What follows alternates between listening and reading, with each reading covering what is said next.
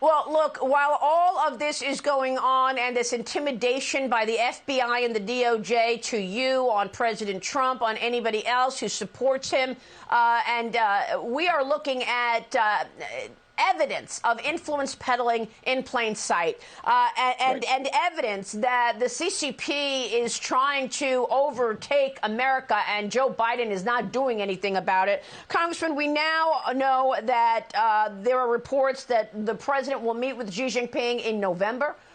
He is considering lifting the tariffs on China. We know of all of the reporting and the Senate report that Hunter Biden and Jim Biden took in tens of millions of dollars from Chinese-controlled companies. What are you expecting from this meeting, and what are your thoughts on what we see actually happening in terms of disturbing things like the influence peddling operation coming out of the Biden family?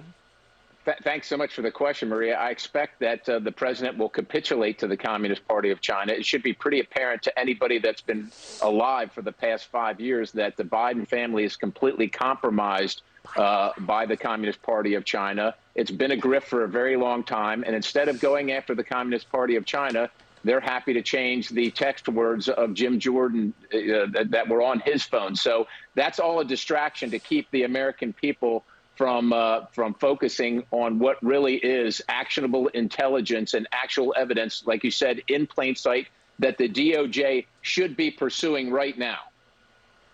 Yeah, I mean, we're looking at Biden's China policy as we know it, and they've accepted $31 million in deals and money from China, 10% for the big guy we have in black and white on an email, fails to demand any investigation into the COVID origins. You know, Xi Jinping said no, and Joe Biden said okay. It fails to confront him on the fentanyl. We've got 100,000 Americans dead from overdoses, and the fentanyl is coming from China. Right. And the China initiative is gone. He's considering lifting tariffs on imports. He even sold oil from America's strategic reserve to China, and he's pushing these electric vehicles and solar panels, batteries, all made in China.